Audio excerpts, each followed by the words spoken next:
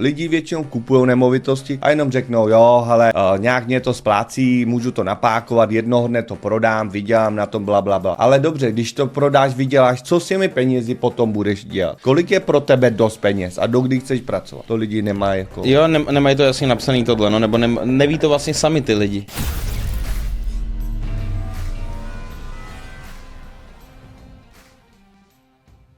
Já vás zdravím u druhého dílu tady s Jan Burštalerem ve Vision Reality, majitel reality kanceláře. Máme dneska druhý díl podcastu, takže pojďme rovnou na věc.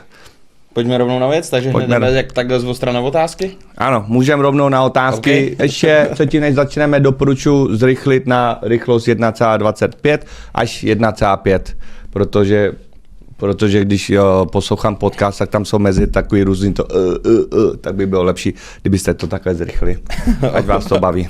OK, tak hele, hned první otázka, jdeme z ostra. Co za tebe dělají mladí lidi jako největší finanční chybu, když se dostanou k nějakým prvním penězům? Ve chvíli, když třeba například vyjdu ze školy, jo, vystudoval jsem výuční list nebo maturitu a nedostal jsem na vysokou školu. Tak jdu prostě za pás, tady pracovat někde ve fabrice nebo začnu podnikat, tak začnu vydělávat první peníze. Samozřejmě celý život prostě rodiče nikdy nedali nějaký velký peníze, takže hnedka prostě si ten život chtějí užívat, utrácet, dovolená, jo, vydělají prostě 25, 30 tisíc, žijou ještě u rodičů a začnou vlastně ty peníze jako utrácet a netvoří si jakýkoliv rezervy.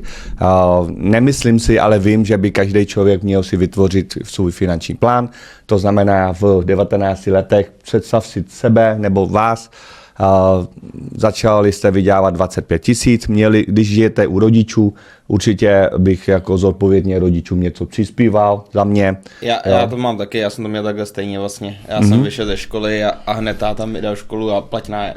Jo. Doma a hned jsem musel ale platit a už to bylo něco za mě, jako v tu dobu jsem to nebral jako pozitivně, ale teď zpětně na to koukám strašně jako hezky, určitě. Protože člověk už si navykne na něco, co musí dělat a to je odkládání peněz do investic. Souhlas.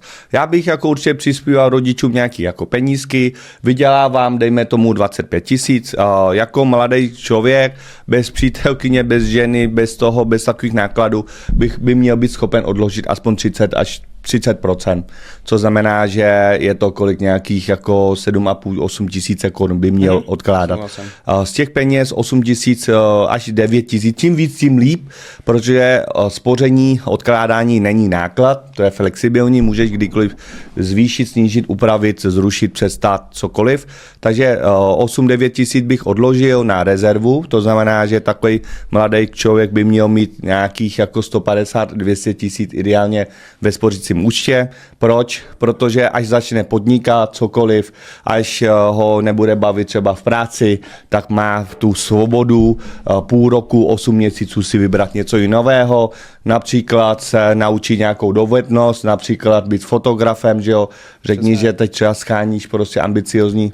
Už nescháníme, už jsme sehnali super tým, máme dva skvělý teďka fotografy, takže teďka po delší době už máme zastabilizovaný tým. Jo, třeba, například baví mě jako fotografování, jsou tady nějaký jako kurzy, jak prostě se v tom vylepšit, tak prostě vezmu z těch 200 tisíc, nakoupím prostě vybavení za 50 tisíc a můžu už jako začít podnikat.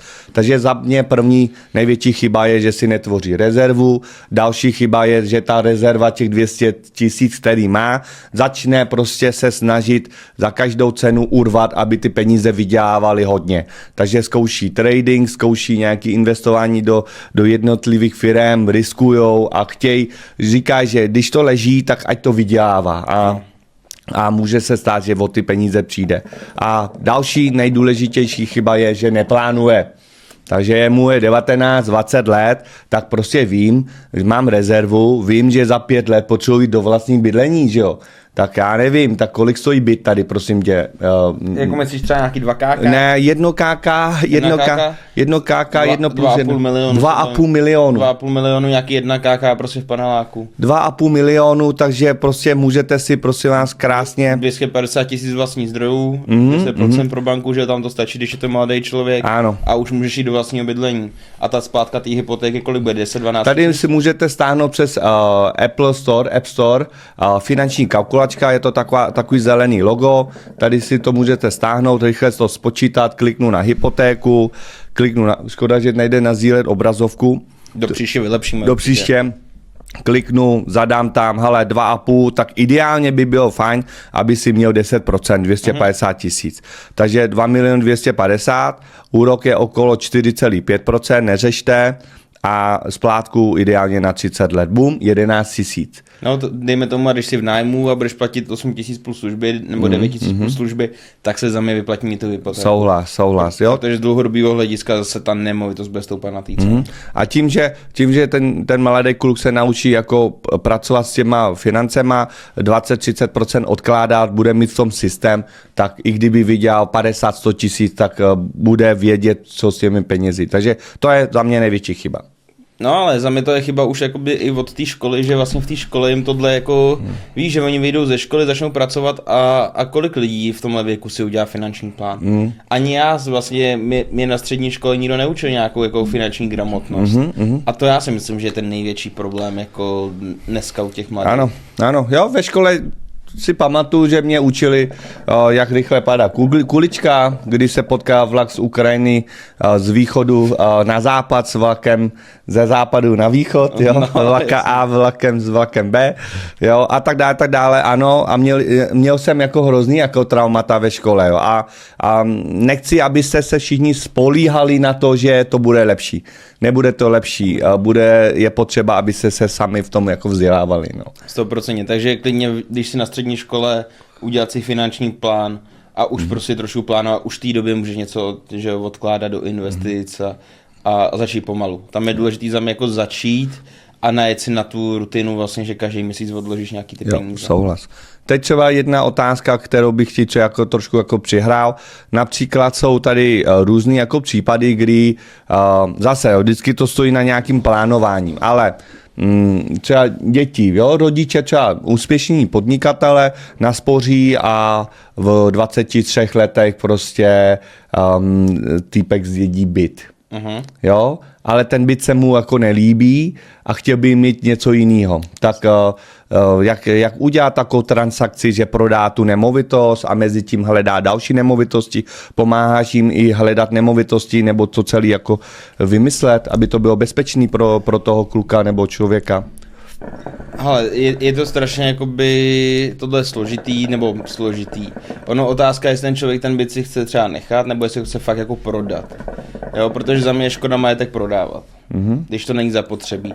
Takže já bych vyřešil prostě třeba nějakou splátku, vyřešil bych úvěr, třeba dal bych do zástavy ten byt a koupil bych teda něco jiného, ale ten byt by jsem se já nechal.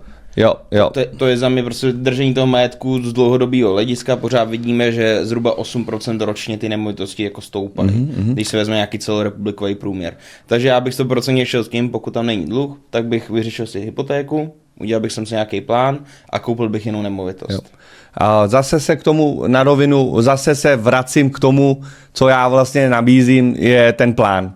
Rozumíš, jo? Jako chceš udělat takovou velkou transakci, chceš něco zastavit, jít do nového, ale teď si pojďme spočítat, jestli na to máš, jestli to není na krev, jestli příjmy výdaje vůbec jako sedí a co když tě vyhodí z práce na půl roku, na 8 měsíců, zvládneš najít novou práci podobnou, nebo cokoliv, že jo? Co když jako budeš pracovní neschopnosti, co když se staneš invalidní a tak dále. Takže těch rizik je spoustu rizik. Ale jako za mě, já bych šel touhle cestou, fakt si udělat finanční plán, zjistit, kolik vlastně můžu si vůbec půjčit na tu novou nemovitost. Tady bych dal eventuálně zástavní právo na obě dvě nemovitosti a člověk může vlastně jít tam a tato nemovitost může něco vydělávat. Super. A nebo splácet tu hypotéku.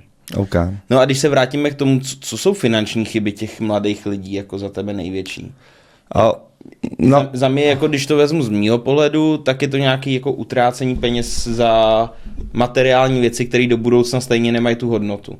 Ale to jenom kvůli té době, aby byly vidět, aby si koupili ve 20 Rolexky a vlastně je to zbytečný. A takový lidi ale jsou, že se dostanou k rychlým penězům a ono dneska Rolexky koupíš za 200 000 a není to takový, jako to bylo kdysi, že jo? Tohle. Jo. No tak největší chyba nejen u mladých, ale u dospělých, u starších, prostě neplánují ani takový ten základ jako přímý výdaje. Jo, přímý, to je jasný, jsi zaměstnaný, bereš jako 30 tisíc korun, mám teď třeba klienty třeba ve Škodovce, oni mají roční bonus okolo 150 tisíc plus 13, 14 plat, blablabla, různý kuchaři tady třeba na jihu, co pracují v Rakousku, tak mají různý takový jako benefity. Jo, 13, 14 plat, bonusy a ono to pak jako, to je jednorázová nějaká odměna. Jo, a pak většinou jako tu jednorázovou odměnu jako bouchnou a nepočítají to s tím jakoby průměrem, jo, takže byste měli jako spočítat, vydělávám 30 tisíc, ročně dostávám okolo 200 tisíc, tak bych měl říct, že vydělávám 47 tisíc až 50 tisíc. A z toho bych měl odložit 20-30%, jo, takže to je jako jedna z velkých chyb. No a pak výdaje. Lidi si jako nedají ani jako dohromady, nedají dohromady ani svoje výdaje. Jo? Já teď jako chystám minikurs za 150 korun, kde lidi dostanou se do mé aplikace. Jo, tohle už je hotový, tahle aplikace kurs.pančung.cz je, že si sami můžou zpracovat svůj finanční plán a v tom je vlastně tabulku příjmy a výdaje, jo. A většinou lidí si nezapisují vlastně, za co všechno utrácej. Ohledně výdajů byste měli rozdělit na 3 části a to jsou povinné položky, pak to jsou položky, které se dá regulovat a pak takový jako předplatné a tak. Takže první chyba, jo, když se podíváte, různý předplatné, jo.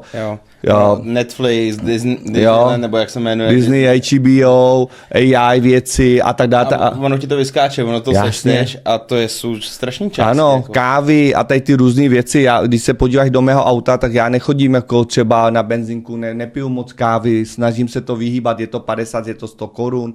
Jo, a to jsou takové jako pidí jako transakce, které ti to jako nebolí.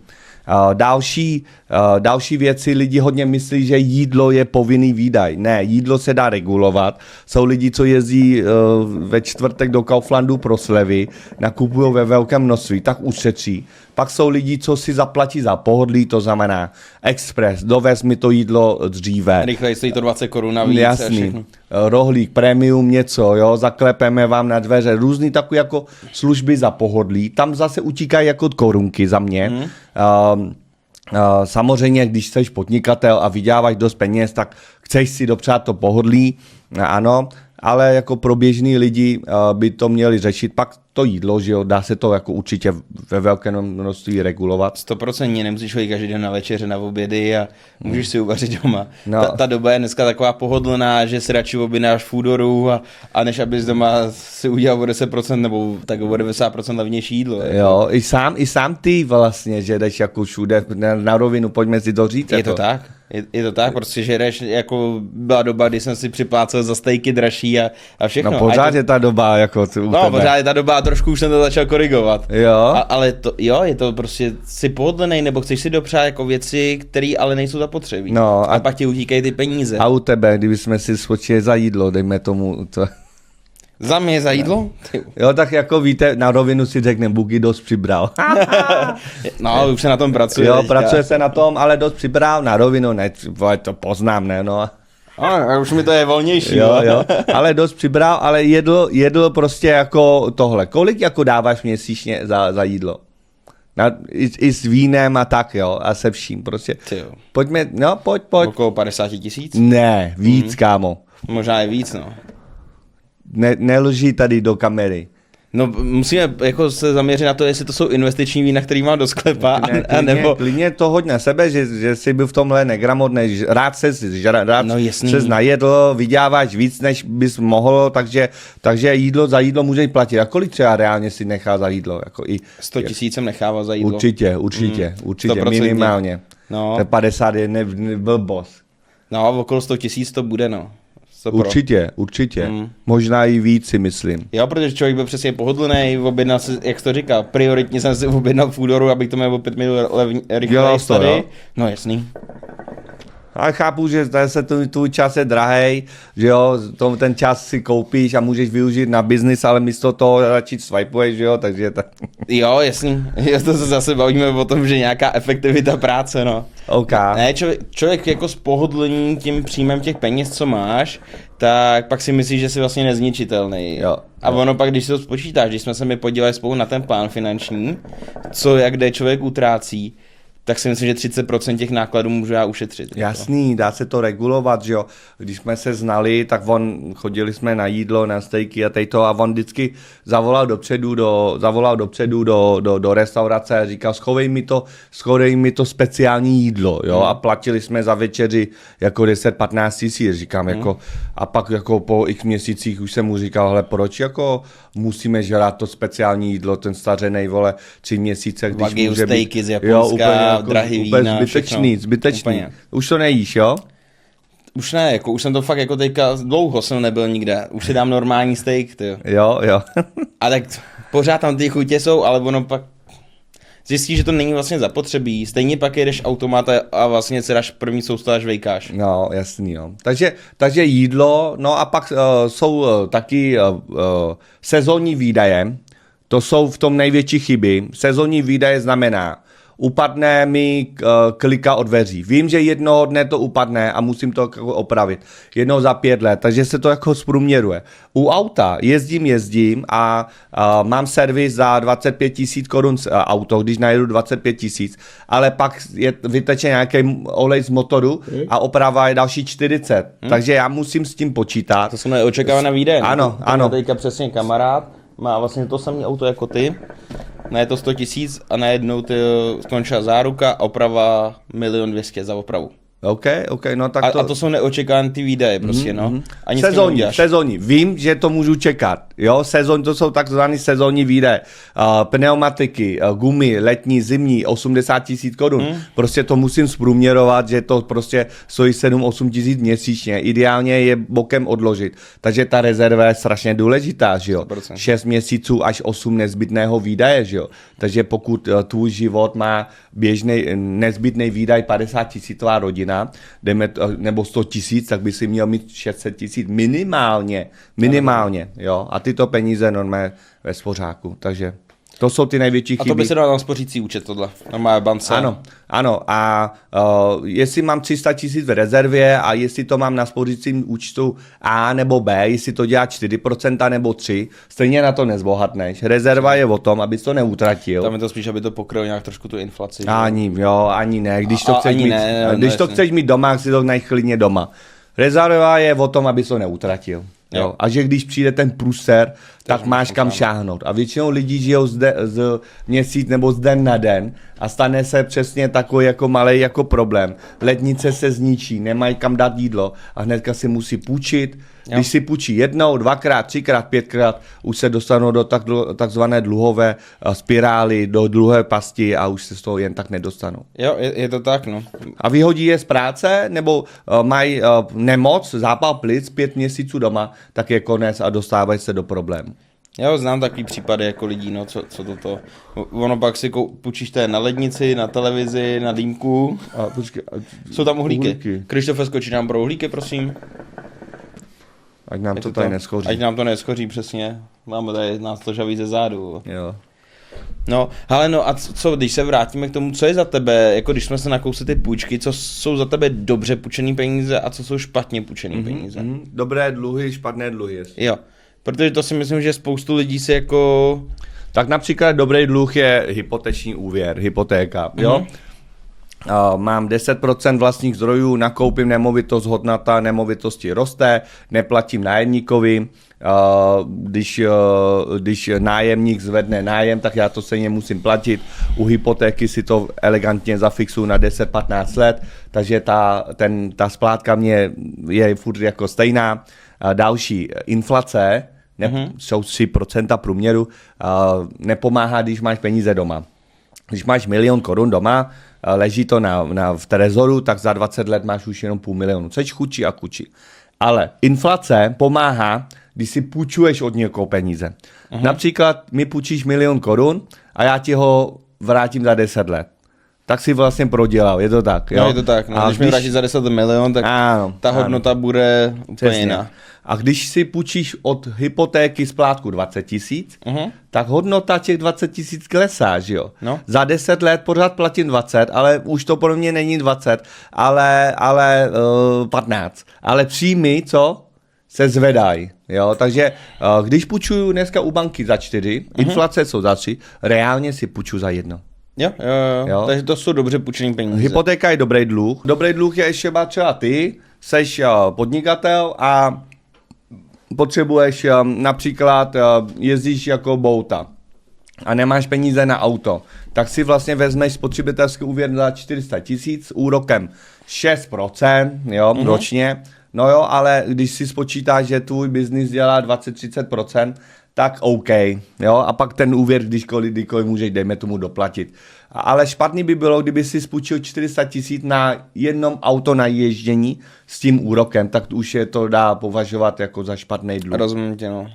Takže dobrý a dluhy a špatný dluh, no. No a jak to máš třeba, když jako leasingy na auta, tohle jako za tebe je dobrý nebo jako není? No. Jako když si takhle podnikatel nebo jako normální člověk, který je zaměstnaný a vezme si leasing na auto.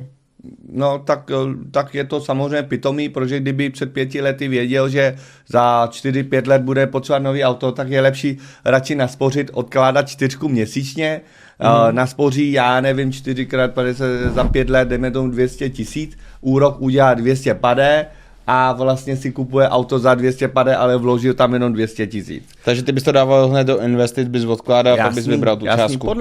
Podle plánu. Ale tím, že si to neplánoval, tak si půjčíš 200 a úrok je třeba X, takže zaplatíš víc. Takže ano, je to pitomý. Ale když ty seš jakoby podnikatel, majitel firmy, vlastně si koupíš auto do práce, třeba, že jo, tady lidem za 1 000 000 korun, odečti si z toho DPHčko, že jo, takže to stojí 800,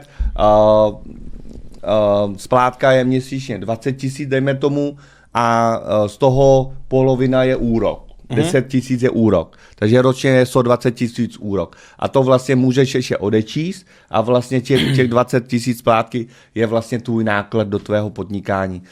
A ty peníze, těch 800 000, které jsi měl, si mohl vlastně vybavit toto studio, který vlastně ti dlouhodobě vydělá víc, než kdyby si zaplatil za auto. Takže za mě podnikatelé si většinou ano berou auto na úvěr, na leasing. Jasný. Hele, a co jsou za tebe nejvíc nebezpečný půjčený peníze? No tak jako i kdyby si spůjčil za dobrý úrok s 4-5% jako nějaký podnikatelský úvěr a nemáš to dobře spočítaný, příjmy, výdaje, tvoje podnikání, nemáš zajištěný všechny rizika, pojištění a tedy, a stane se ti něco malého, tak se můžeš dostat do finančních problémů a to je jako průser. Takže největší problém u úvěru si myslím, že ten člověk nechce plánovat. Takže zase narážíme na to, že prostě ty lidi si nedokážou spočítat to, nedokážou si udělat plán, své výdaje, příjmy a pak prostě si půjčí na nesmyslnou věc, si půjčí peníze a nejsou schopní to splácet. Jasný, já na rovinu třeba, když mě někdo poptává, že chce refinancovat hypotéku, chce něco vyřešit, jednu konkrétní věc, tak řeknu, naschledanou, prostě nejste pro mě ideální klientem, já takhle nechci dělat zodpovědně práci, vy chcete pomoct, vy chcete vzít úvěr na 30 let, ale nejste schopen si se mnou tady sednout 45 minut, abych o vás něco zjistil. Do druhého dne máte řešení a nemáte čas, chcete řešit konkrétní věc, tak naschledanou běžte tam do banky a pak freestyle, no, uvidíte, no. Když to dopadne dobře, tak fajn, když ne, tak budete v prdeli, no. Takže bez plánu ani ránu nechci jako ani radit, no, za mě. Ale a proč jsou vůbec lidi jako ochotný za tebe si půjčovat na nějaký věci prostě? Proč si na to nenašetří? Jako je to tou dobou, že všichni chceme mít všechno? Je to spotřebitelský úvěr, no, chtějí spotřebovávat hned, no.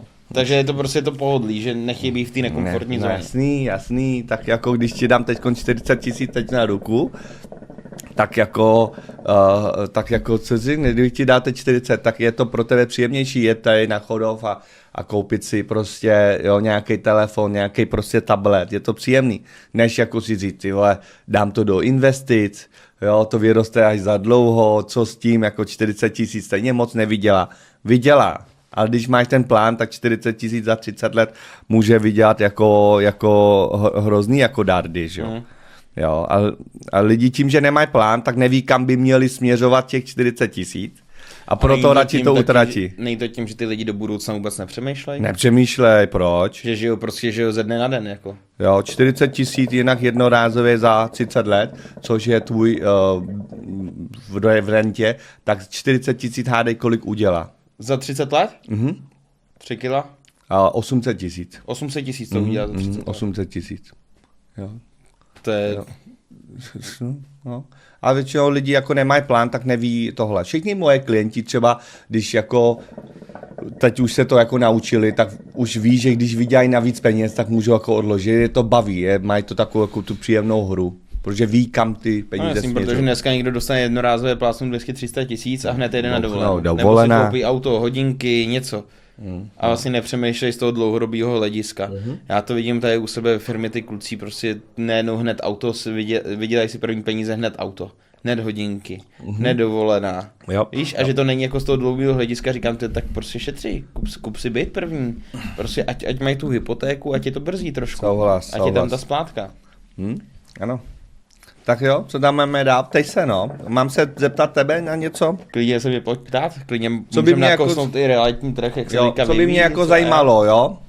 No, tak realitní trh, to musíme otevřít teď si v Dubaji.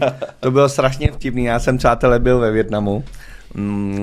A zrovna ten den prostě tam byla válka vlastně s Iránem, že jo, tam lítaly ty drony, já jsem se o tom něco se dozvěděl, to je šílený, jo, je to strašný, jako ten dron se vyrobí za vlastně 2 miliony nebo kolik milionů. Ne, levněji, což je ne, 20 000 euro.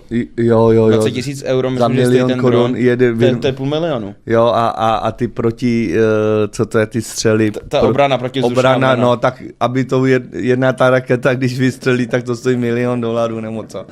Takže, no, teď se tomu smějou, ale jenom to počítám matematicky. Tak v ten den vlastně tam spadl dron, což je jako hrozný, to musí být obrovský rány.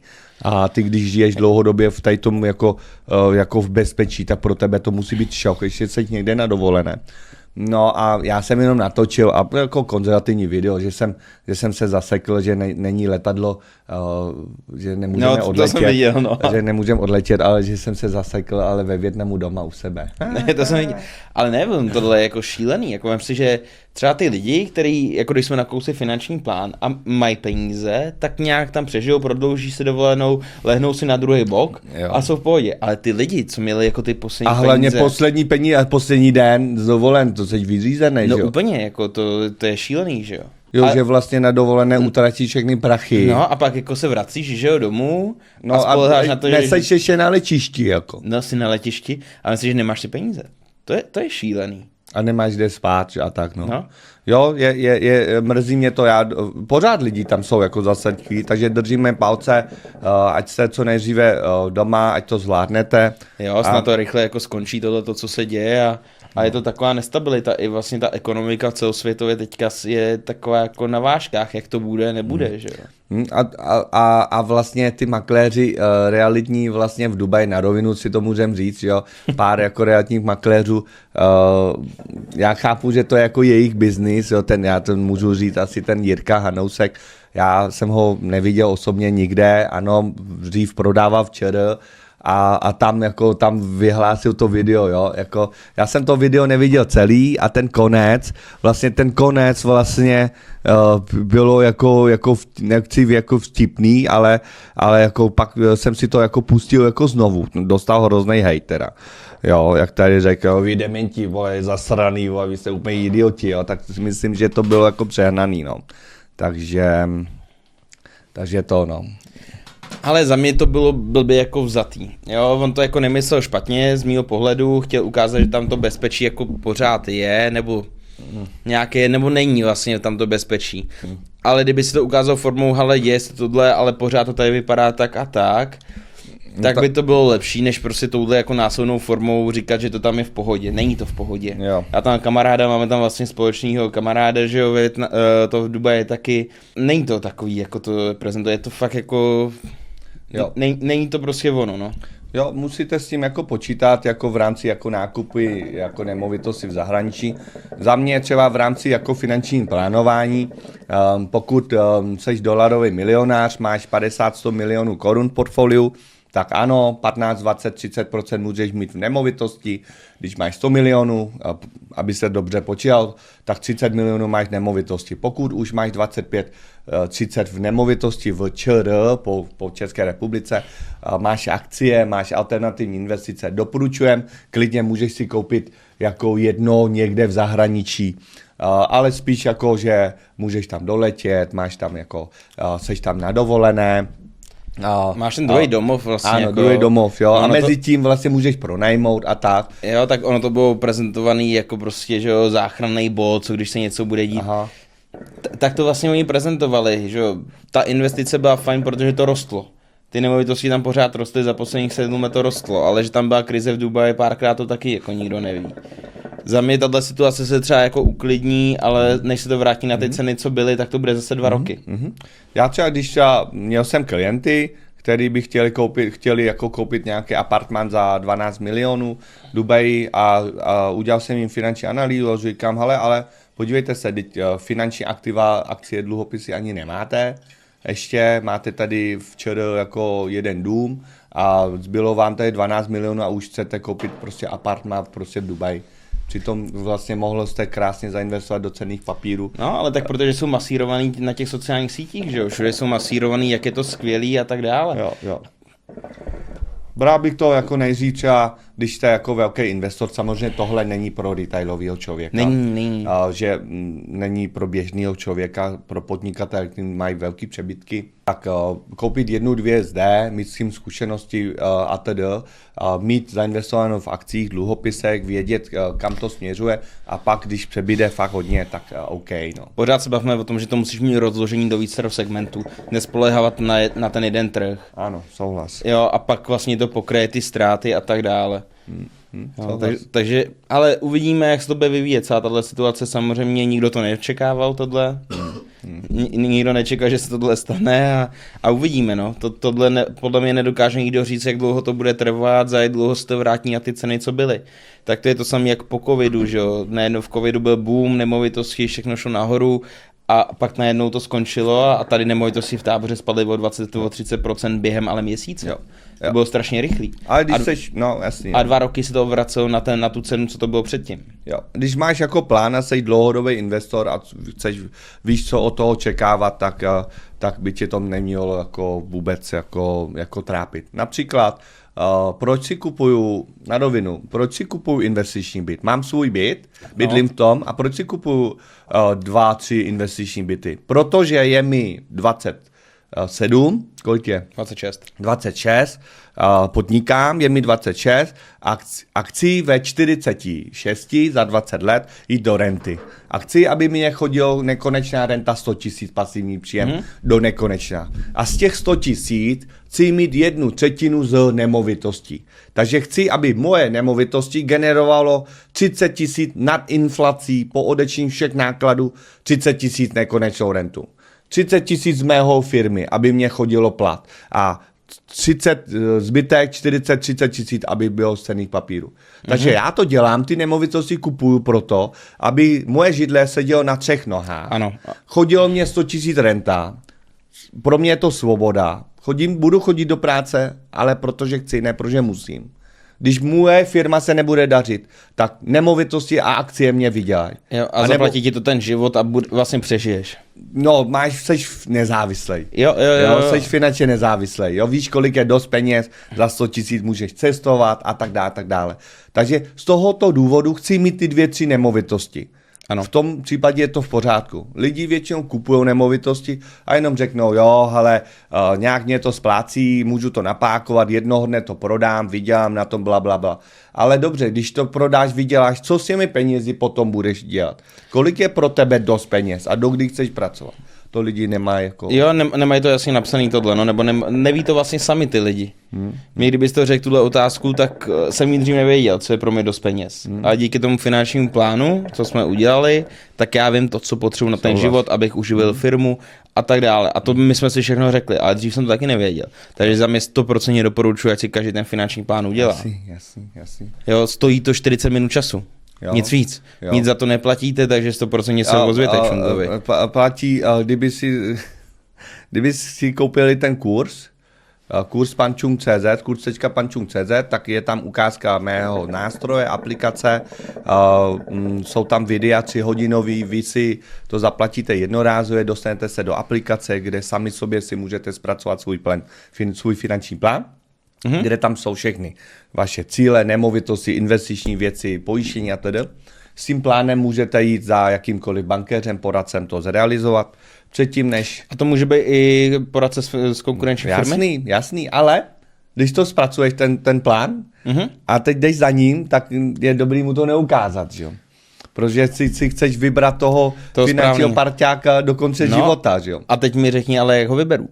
Jak já vyberu dobrýho finančního poradce? Když máš ten svůj plán, který jsi sám vytvořil a teď jako ten plán ti říká, Bugi, když budeš jako správně se k tomu těm financím chovat, tak koupíš nemovitost, budeš mít dobře zajištění a do renty se dostaneš ve 46 letech. Budeš mít nekonečnou rentu 80 000, potřebuješ nějakých 20 milionů, blá. No. A teď přijdeš za pojišťovákem, bankéřem, poradcem, což nechci schazovat jejich práci, já věřím, že jsou dobří, jo, dejme tomu. No a teď řekneš, no tak ukaž. A on najednou ten člověk ti bude vnucovat nějaký pojištění a řekne, dobře, tak ukaž limit pojištění, kolik jsi mi tam navrhl. A on navrhl invaliditu, což je nejhorší riziko, 5 milionů. To jsme řešili spolu, ten klient. Ano, a přitom plán moje aplikace říká, že musíš mít 17 milionů. No jasně. Jo? A on říká, do důchodu budete v 65, musíte odkládat 3700 korun. Ale ty máš v tom plánu, že ve 46 budeš tohle. No a v tu chvíli už je tam dole, vole, telefonní číslo na pana Čunga, že jo, tak pana Čungu, prosím, zrealizujte mi to. Takže lidi jako píšou brutálně, už si to koupilo přes 400 lidí, strašně moc a píšou mi každý den na realizaci. Já nevím, jak to budu teda stíhat.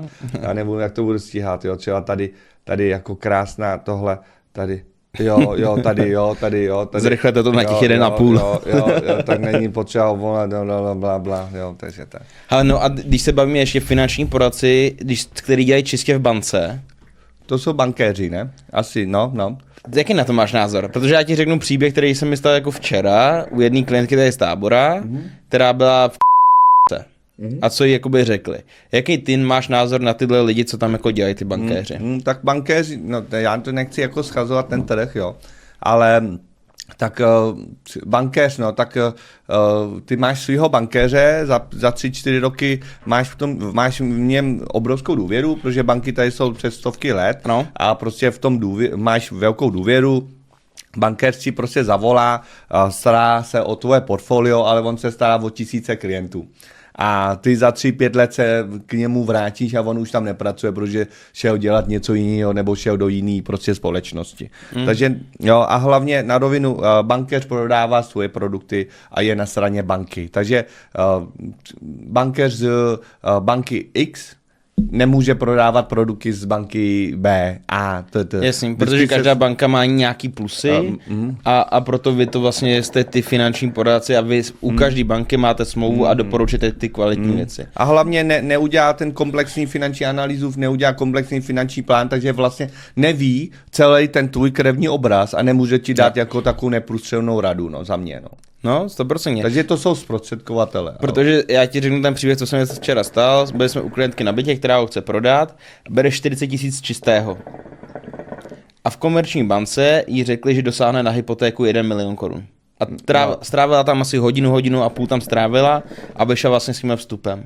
To je za mě úplně jako... Cože, jsem tě nerozuměl. 1 milion korun, že jí půjčí za 40 000 čistého. Jo. No, výstupem. Jo, to jsem řekl špatně, ale za mě tohle prostě já už od stolu vím, že to je jako blbost, že jo. Když ona nemá žádný jako spotřebitelský úvěr, nic neplatí a oni řeknou 1 milion korun. Jo, každá banka má jinou metodiku, mají nějaký jako jiný jako srovnávání, takže to je právě ono, že lidi, když jako si chtějí udělat nějaký velký finanční krok, je potřeba se potkat, udělám analýzu za 30 minut, zjistím a pak jim dám nejlepší řešení, že jo. Například máš obrat 5 milionů, ale základ daně máš 100 000 nebo seš v mínusu, tak prostě vím, kam už tě posadit, do jaký banky, kde si můžeš půjčit víc a tak dále. Takže tak no. Jo, takže 100% se vozit, protože každá banka je jiná. Jo, OK, no. OK, no pojďme klidně to na reality, pojďme něco víc jako nakousnout. OK, reality, no. Já nevím, co mě jako teďkon jako v rámci jako já jako na rovinu se do reality jako nějak moc jako nepouštím, mám nějaké nemovitosti, třeba v rámci jako realitního makléře, jo. Chci, dejme tomu, jako prodat nějakou nemovitost, jo. Mám tady 3 nemovitosti, jsou tam jako nájmy a mám tam jako s tím velké starosti. O Vánocích mě nájemníci klepou na dveře, že nefunguje trouba, myčka a já už jsem z toho úplně vyřízený. Jo? A měl jsem očekávání, že to bude super. Na správce nemovitosti nemůžu mít, protože bych měl nulový výnos a chci se jedné nemovitosti zbavit. Když se ti třeba ozvu, tak jak to jako bude probíhat? Jo, já už si jenom pomyslím, protože jsem vychcaný Vietnamec a nechci jako platit někomu tady 5-6%, 5%. 5 krát 5 milionů je 250 000 a jako za co a proč to neskusit si sám a tedy, víš, jak takhle bych přemýšlel. Tak. Ale tak tam jako za mě je důležitá vždycky nějaká prvotní schůzka, ať se ten makléř potká s tím klientem na té nemovitosti. Aby to prošli, zjistili co a jak, eventuálně řekli, hele, to tady vymalujte, udějte tohle, ať to vypadá líp na oko, protože pak lidi prodávají nemovitosti, kde je prostě nepořádek. I včera tam, co jsme byli, tak tam jsou nájmu Vietnamci. No. A prostě, ale víš, jak to je, vyvaříte na plynových bombách, to je v obýváku, všude masno. No, strašný, bombony na stropě, ty nalepený a tak dále. No prostě nepořádek. Tady jsme se pobavili o tom, nájemníky ukončíme, vybílí se to, vyčistí se to. Ty jsi vyhodil Vietnamce? Vyhodil jsem včera Vietnamce. Kámo. Ale ne tak tam jako... budou. To najdu si jiný. Mají 2 měsíce, vlastně na to si najít nový bydlení. Hrozný, chudáci. No a tak když ty majitelé to chtějí prodat a dostat z toho co nejvíc peněz, tak musíš tak udělat... Tak to prodejte těm Vietnamcům, ne? Nechtějí. Nechtějí to koupit? Nechtějí. Dobře, no tak povídej dál, no, tak ty si tady lehnu teďkon. No takže, ale ta nemovitost se musí připravit na ten prodej, musí se správně nacenit. Jo, spoustu lidí dělá chybu v tom, že tu nemovitost špatně nacení a buď ji podhodnotí, anebo ji přehodnotí. Spíš podhodnocení je málo, spíš nadhodnotí, ne? Ano, nadhodnotí, ale pak ta cena je neuměrná tom trhu a ty lidi prodávají 14 měsíc, 2 měsíce, nic se neděje, takže sleví jednou. A ty lidi, ale ty, co kupujou, tak to sledujou, ty inzeráty. Aha. A vidíš, sleva. Je to tam vidět? Je to vidět. Proč? Já smažu inzerci a dám znovu. Je to vidět podle čísla popisného a podle toho S-Reality kontrolujou toto. Aha. Jo, i když my zrušíme zakázku a uděláme novou na té samé adrese a dáme to tam znova, tak tam vyskočí sleva. A je vidět, dneska je vidět historie těch vlastně jako té zakázky. Jo. Jo, ale jde o to, že ty lidi prostě slevujou a už těm lidem, co kupují, tak jim to přijde podezřelý. Proč se sakra slevňuje pořád, co tam je špatně? Jo, tohle pak nepůsobí na ty lidi dobře. Za druhý je to nějaká prezentace těch nemovitostí. Dneska to není doba, jako byla dřív, že si vyfotil nemovitost na telefon a dal to tam na inzerci a že se to prodal hned. Pokud chceš dneska z toho vytěžit to maximum, tu maximální cenu, tak se musí dělat profesionální prezentace, video, zapnout reklamu na sociálních sítích, eventuálně prostě i nějaký reelsko. My jsme třeba teďka prodali pozemek tady kousek od Tábora, jenom jsme udělali reelsko, že tam bude tato investiční příležitost a koupila to obec. Obec koupila pozemek, kolik to bylo, Krištofe, ty peněz, 28 milionů? 28 milionů, 18 metrů čtverečních. No, 18 000 metrů čtverečních za 28 milionů a koupila to obec. Díky Reelsku. Jo, řekli, že to je díky tomu. Jo, majitel mi organický dosah, no. Majitel mi volá a říká, pane Borštart, děkuji, že jste dal to Reelsko na sociální sítě, protože jste to dostal ke starostovi a oni to začnou řešit teďka a budou to kupovat. Jdou schánit peníze. Jo. Ale to jsou taky ty věci, co ten normální člověk si jako neudělá. A za mě jsou udělané i průzkumy, že pokud ten makléř odvede 100% práci, tak jak má být, tak tu nemovitost zhodnotí o 5 až 15% dokáže prodat navíc. Za mě ta provize je placená makléřovi za to, že on si na to vydělá. Jo. Dá tu provodní investici, stojí to hodně peněz. Ano, protože nás třeba ta zakázka stojí ze začátku nějakých 60-70 tisíc. Jo, a pokud se neprodá, tak vlastně můžeš mít i to riziko, že jo, takže musíš to počítat i ušlý zisky a tak. Jo, ano, jo. protože ta online reklama, víš to sám, to stojí to spoustu peněz. Jo, to jako nikdo to nevidí, ale ono... A mám klid, dám kontakt, on to udělal, dá ze čau, že jo. Jo, přesně, zaplatíme advokáta, všechno my řešíme vlastně, je pod jednou střechou a ten klient vlastně se může věnovat své práci. Jo, a ty si vyděláš víc. Kdyby ty šel prodávat nemovitost, tak to dáš taky makléřovi, protože víš, že v práci si vyděláš víc peněz. Jo, a mám s tím starosti. Ano, a teďka vlastně přišel k podpisu, máme nástroj k tomu, že můžeme všechno řešit online a nemusíme se vůbec jako potkávat třeba na podpis rezervační smlouvy a teďka bude vlastně vyvinutý i na podpis kupní smlouvy, se dá podepisovat elektronicky. Teď to budou to i přímo katastry banky, takže to bude velký jako posun v tomhle, že nemusíme se ani potkávat na podpis té kupní smlouvy. No, tak všechno je takový jako zjednodušený, příjemnější a tak, no. OK, tak to je dobrý. OK, dává mi to smysl. Další třeba v rámci jako realit, samozřejmě já znám spoustu jako realitáků, který jsou konzervativní, který prostě dělají už 10-15 let v oboru a za tu kariéru našli spoustu jako investičních příležitostí, výkupů, kde narazili na klienty, kteří byli v problémech, nakoupili to za pidi nic. Jasný. A teď jako od roku 2017 do dnešního dne to vyrostlo do haleluja. A najednou já sám spravuju finance vlastně realitním makléřům a spoustu realitáků prostě koupili v roce 2019 shit prostě, jo, a teď to vyletělo úplně jako do nesmyslu a najednou říkám, pane kliente, vaše čisté mění je $4 miliony, jste dolarový milionář, máte 100 milionů korun, že jo. A tak roste to, že jo, z toho roku 2017 zrovna, když to nakousnu, tak ty byty tady v Táboře se pohybují okolo 1 milionu korun. Jo. A za těch 10 let, vlastně už, nebo 8 let, stojí teďka 4,5. Jo. Ale tak tam byl ten velký boom, že jo, ty ceny se jako zdražily velmi rychle a myslím si, že nikdo nedokáže říct, jak to bude za dalších 8 let. Jo, můžou ty ceny spadnout, může sem spadnout bomba a ty ceny nemovitostí půjdou jako dolů raketově. Jo. Ale když máš plán a víš, kam to směřuje dlouhodobě, tak je to... A rozložíš to do těch segmentů, tak jako za mě se to vyplatí jako kupovat nemovitosti. Souhlas. Jo, takže ono to je i o tom, jak jestli těm lidem je to vůbec jako sympatický, jako příjemný, víš? Protože ne každému jako se stará o byty, o nájemce je příjemný. Jak jsi to řekl ty, prostě je s tím nějaká starost.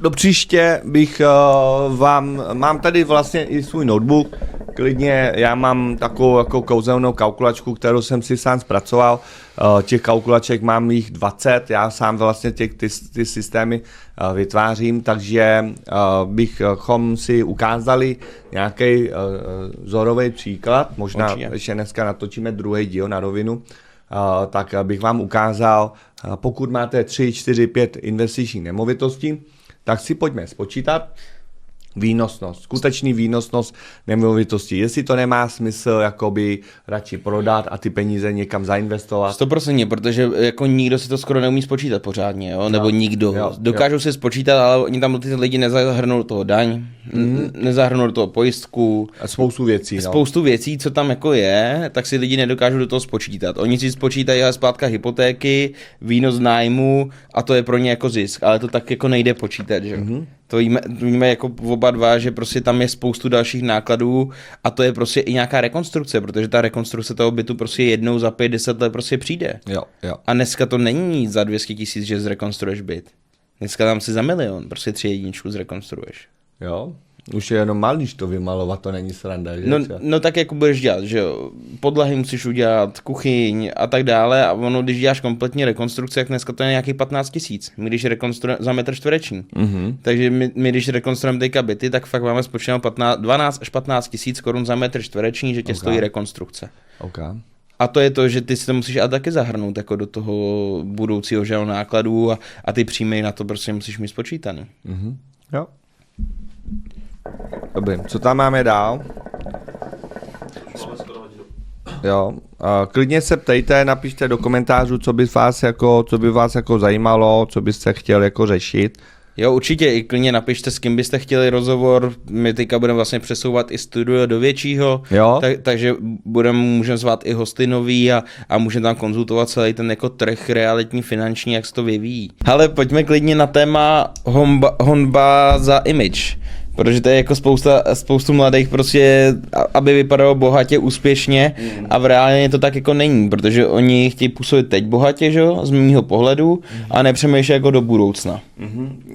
No, nevím, no, klidně jako řekni, no, ale víš co, já jsem takový jako fakt takový hrozně neutrální, já už jako, jsou to prostě takový šumy, co nechci, aby mě jako nějak jako ovlivnilo. Vím, že to lidi hrozně trápí na těch sítích. Včera jsem viděl nějakou studii od TV Nova, že vlastně přes 25 nebo 30%, 40% žen mají depresi z toho, že když kouknou na Instagram, na sociální sítě, tak to není jako reálný. No. Jo, a cítí se jako na hovno někdy. Ale zase další problém je, že lidi průměrně na telefonu tráví 2 až 3 hodiny. Jo, možná i víc. To se bavíme v té efektivitě času. A teď jako koukáš na ten Instagram, jak je všechno úplně jako dokonalý a hodně lidí se tím jako trápí. No, jo. Protože tam všichni ukazují jenom to hezký, že jo. Oni tam neukážou to, že prostě stávají ráno brzo, aby šli do práce, jasný, ale ukazují tam jenom dovolený, ukazují tam nějaký auto, nějaký jídlo, ti tam ukážou jenom to hezký vlastně. Ale to voškový z toho života ne, takže ty lidi jsou vlastně jako z toho... Ano, mají z toho depku, no. Já jako říkám, no, já nevím, nechci jako soudit lidi, oni mají svoji hru, každý si hraje to svoje, každý si dělá to svoje, je to součástí dnešní jako doby. Takže myslíš, že to je jako tím tlakem z těch sociálních sítích? Může být, nemůže, každý si má nějaký takový alter ego, který prostě na sítích chtějí jako působit.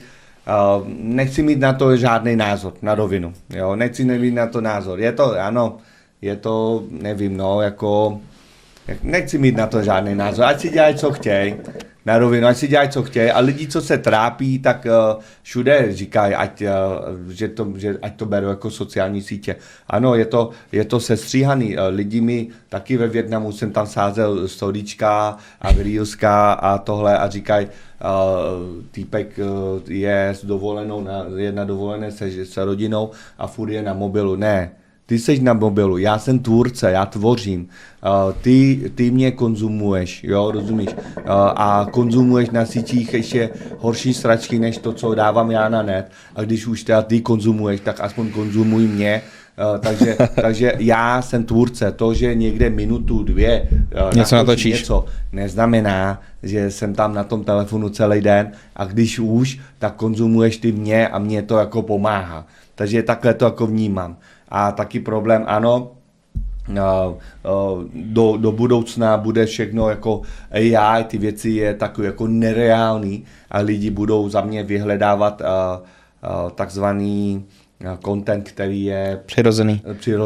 Tak ono už teďka je udělaný průzkum, že lidi jako to AIčko úplně jako nemusí. Jo. Tam je udělaný, myslím, když my jsme na to spolu koukali, že už 70% lidí jakoby nepodporuje ty AI jako to reelska. Jasný. Tak, že prostě ty lidi mají radši tu přirozenost. No, tak to jsem já, no, tady, no. Já vlastně, ten můj profil je takhle na to. Ale ne tak, protože ty vlastně takovej jsi, že jo? To, co tam vlastně dáváš, tak to není žádná přetvářka. Jo? No, já to tak beru, jako. Jo, není, no. Jo, a ono i prostě ty si zvednul díky tomu nějakým profilu Pančům kradí i to, že tě každý nebere jako srandistu, ale odborníka prostě v té praxi. Jasný. Protože každý měl předsudky k tomu, jaký jsi, jaký jsi finanční poradce a já si troufnu říct, že jako si velmi jako kvalitní a jako kvalitnějšího člověka skoro jako neznám. Ano. Protože těch nabídek samozřejmě já jsem měl spoustu, co tady mě lidi oslovali. Včera jsem měl dokonce dvě firmy, které nás přimlouvaly, ať s nimi děláme hypotéky, pojistky a tak dále, ale nikdo nemá takovou kvalitu, jako máte vy. Ohledně i jakoby toho systému, co máte vyvinutý, tak nikdo to nemá. A to jsou ale velké jako firmy.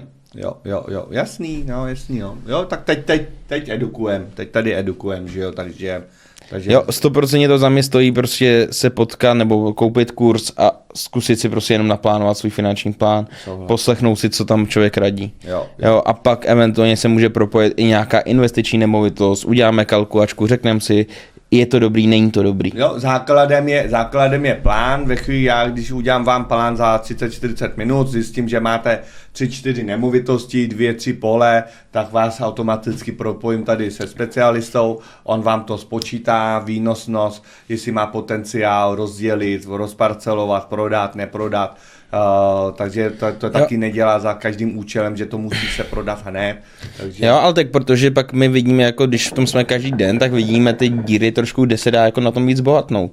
Protože třeba i teďka jsme řešili jeden rodinný dům, kde jsme dokázali rozjet bytové jednotky, ale tomu majitelovi stoupala hodnota z 20 milionů třeba na 35. Protože tam uděláš 5 bytů a tam cena za metr čtvereční se pro banku počítá jinak jako bytů než baráků, že jo? Jo, takže to jsou takové ty věci, kde dokážeme prostě poradit, změna územního plánu a tak dále. To jsou všechno věci, o kterých se dokážeme bavit. Samozřejmě není to hned, ale z dlouhodobého hlediska tam dokážeme na tom zapracovat. Jo. Kolik prodáš nemovitostí průměru měsíčně? Já čistě já myslíš? Okolo 8 až 9 nebo 8-10, něco takového. No, to je dobrý, no. Jsi pracovitý, no, je pravda, že jako zaslouženě, no, pracuješ, vstáváš jako 5-6, že jo, vždycky jako voláš. Mě v 8 ráno říkám, neotravuje. Ty spíš ještě, protože ty děláš do 2 do rána, já to třeba tak nemám. Jo, já zase jako do 2 do 3 rána a já jsem taky v nějaký fázi, už je mi 35, ty vole, 27. Já jsem začal ve 27 podnikat, jo, od nuly. Takže už jsem jako starý unavený pán, takže já už si taky zasloužím trošku odpočinku, ale pořád jako jsem... Jako ale si dříš taky, jako prostě jako dřeš, ale ty už si v tom našel ten systém a dokážeš delegovat dobře práci na ostatní, máš super lidi kolem sebe, asistenty, i třeba Hinka, že jo, který za tebe řeší jakoby ty papíry, tak je to jako, máš to krásně jako rozložený. Souhlas. No, tak jo. Takže já na to nemám žádný názor na ty pozlátka ze sítí, víš, jako... Já ti rozumím. Nevíš, jak to je a nemá to smysl. Někdy je to přehnaný, někdy ne. Taky jako koukám někdy jako na Reelska a čumím a stejně jedu. Nemám na to žádný názor, ať si dělají, co chtějí. Ale každý si žije tak, jak si žije a... Jo. Budu do budoucna řekne, že to byla chyba nebo nebyla. No, strašný, no. A pak máš deprese přesně z tohohle. Já z toho nemám deprese, protože mám mám jasný plán, mám jasný jako životní hodnoty, takže jako neřeším. No, super. Ale za mě asi to můžeme klidně dneska ukončit. Máme 1,5 hodiny, natáčíme 1:15. Klidně, ať ti lidi napíšou nějaké otázky, co by je zajímalo do příště. Můžeme zodpovědět, uděláme klidně tu finanční nějaký plán zhruba. Už budeme konkrétnější. Jo, budeme konkrétnější, příště ukážeme si. Obrazovku, jo, takhle nazvíme obrazovku, budeme konkrétnější, dáme už rovnou nějaký příklady. Přesně, klidně si někoho můžeme pozvat, nebo někdo ať pošle nějaký data, můžeme udělat finanční plán. Jo. Klidně. Jo. A mohli bychom klidně jako během natáčení podcastu zapnout živák. Jo, klidně. To je hustý, to chci udělat. Víš, jako během natáčení máme tady 3 kamery, tak zapnou stát, živák a lidi se můžou ptát během toho. Přesně a můžeme tady ukazovat to naživo, jak to může být. Konkrétní příklady, nachystáme takový ty fine pointy, co vás jako co lidi jako trápí. Co je zajímá, přesně taky. No, super, Okay, tak jo. Tak děkuju. Díky, mějte se, čau. Ahoj.